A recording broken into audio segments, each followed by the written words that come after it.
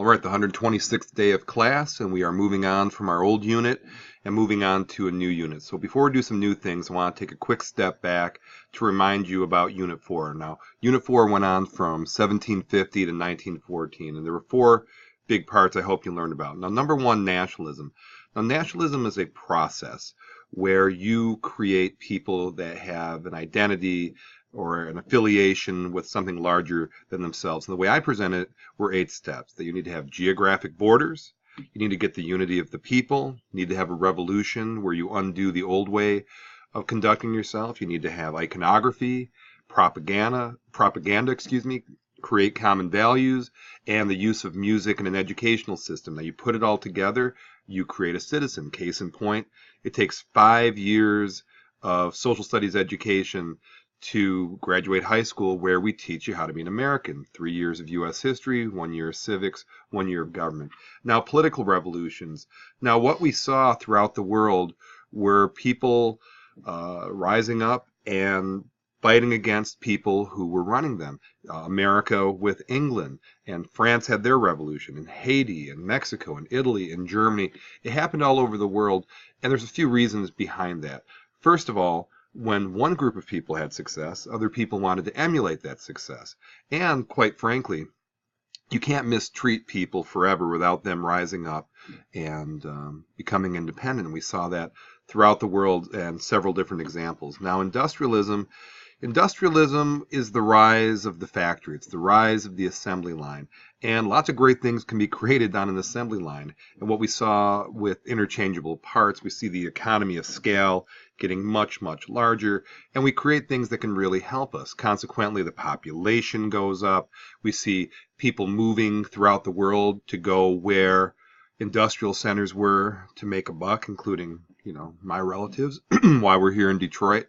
But it's a mixed bag in how it affected people. Now, for women, it was a positive. They were able to get jobs for the first time and make income outside of a domestic situation. Now, for children, it was a real loser. I mean, instead of going to school, you had to work in a very dangerous factory oftentimes. Now, for people of color, it's a mixed bag. Like women, they were able to procure jobs outside of an agricultural setting, but when cuts came, they were the first to go. Now, to the environment, not good at all. Polluting, dirty, and we're still contending with that pollution today. And then we did a little local history, what it did to Detroit. And obviously we are the Motor City. We would not be the city that we are without the car. And then we talked about some of the sociological problems. Again, if you go from a rural setting to a city that you don't know people, you're working like crazy, you're dealing with very unsafe conditions, unsanitary conditions, cramped conditions, you resort to some things that are problematic. Substance abuse and crime goes up. So, the Industrial Revolution is a mixed bag. Again, an assembly line can make a car, can also make a weapon that can be very destructive. Case in point, the 20th century was the most destructive century in terms of loss of human life in human history, because we have the tools to do that with an assembly line. And then we saw imperialism, when a big, powerful country goes to a militarily weaker country and profits off them, takes their raw material, makes them work to fuel that industrial revolution. And oftentimes the people are mistreated, and we saw this in Africa, we saw this in the Middle East, we saw this in China, we saw this in India. So you put these 4 big things together from 1750 to 1914, that constituted the Age of Global Revolutions, Unit 4. So we're moving on to Unit 5, the era of global crisis and achievement. That's kind of paradoxical, and it's to steal the line from literature, it was the best of times and it was the worst of times, where human beings achieved incredible things, but at the same time we were very destructive to one another. And it's not a big window of time, 1900 to 1945, but a lot went on in those 45 years.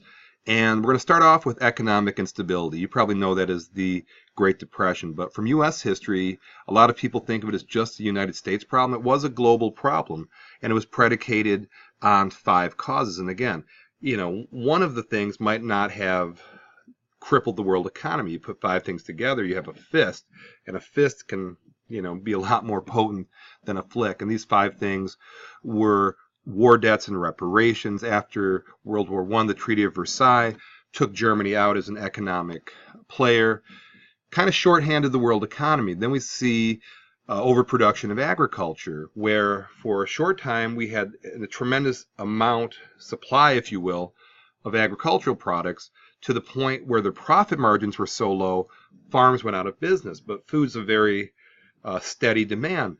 In the next years, you have fewer farms, you have a lesser amount of food, prices go up.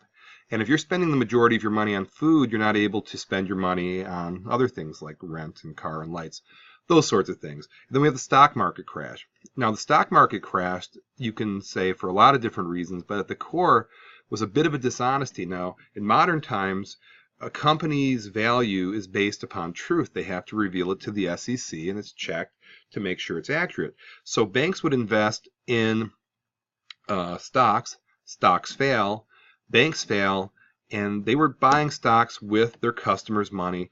You're a regular person, you show up, your money is gone. Now, in modern times, we have the FDIC to protect that. And like I said earlier, if a farm has a bad year, we subsidize them because we're learning from our mistakes. But that's the third thing, stock market crash.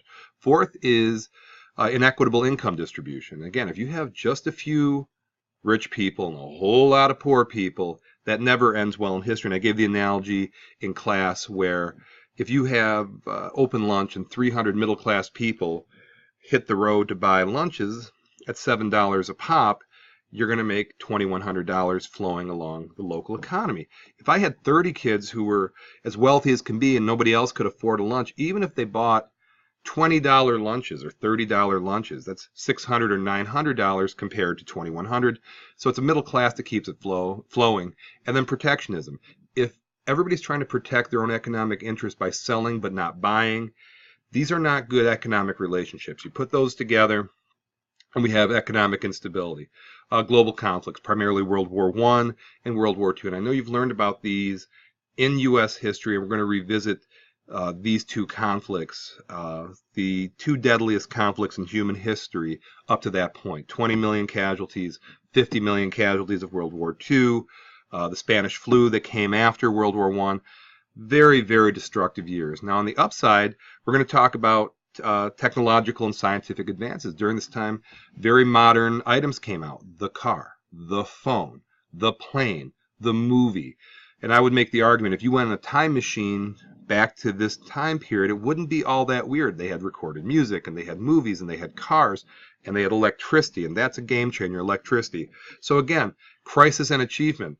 There's a lot of crisis here, economic crisis, military crisis, but tremendous achievement here. Then political movements, the isms, the rise of fascism, continued nationalism, communism. So these isms, these political changes that went on during this time, we're going to address. So again, hopefully you understood what I was saying about Unit 4, and I hope you learn about a lot of cool things during these 4 areas. And we're going to start slapping some details on this tomorrow. And thank you for watching.